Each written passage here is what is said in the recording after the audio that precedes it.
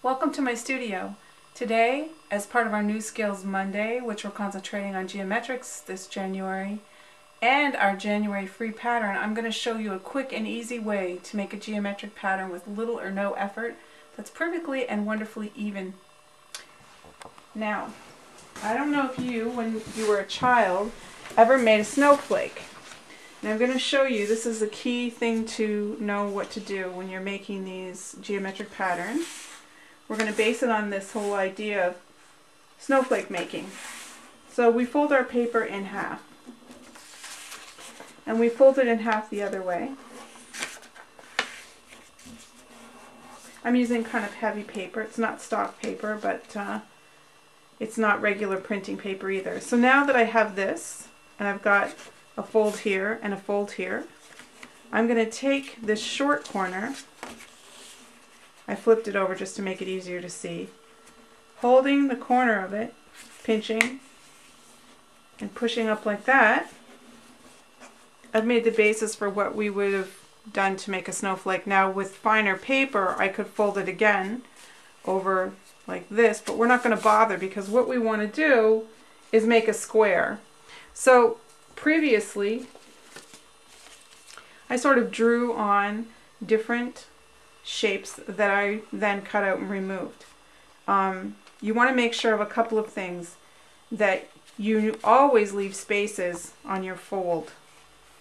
Okay, so you can see I have them here again, and it's really important that you do that, otherwise there's nothing going to hold your work together. So all your folded sides should have spaces. Now this edge, you can do anything you want with it, it doesn't make any difference.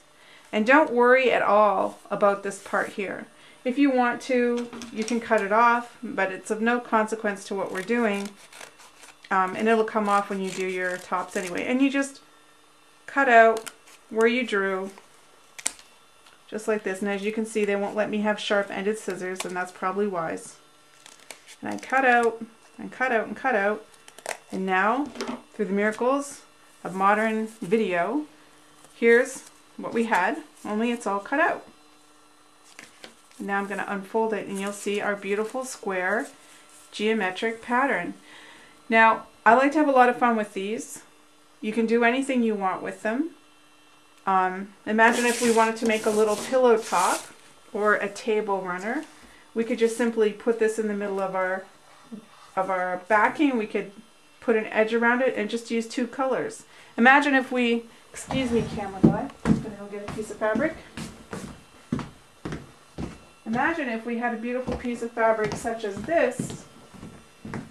We could use it for the behind, the background, and have another beautiful color over top, like a red or even something brighter that would show up. You think I'd have wool around here. Not that that matches. But there's many things that you can do and have fun with it.